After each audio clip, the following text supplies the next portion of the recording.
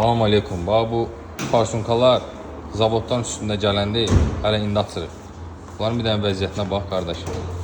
Bu maşında yanacaq sərfiyyatı necə normal ola bilər? Bu maşın yəni necə boğulmaya bilər ki? Yəni, diqqətlə baxın. Bunları vaxtında eləmək lazımdır ki, sonra farsunka dəyişməyəsiniz. Yüksək təzyiqli farsunkalardır. Maşın da Chevrolet'dir. Equinox. Marka model fərq eləmir. Yüksək təzyiqli olsun, GDA olsun, Piazo olsun, MPI. Bütün farsunkalara yuyuruq, təmir edirik.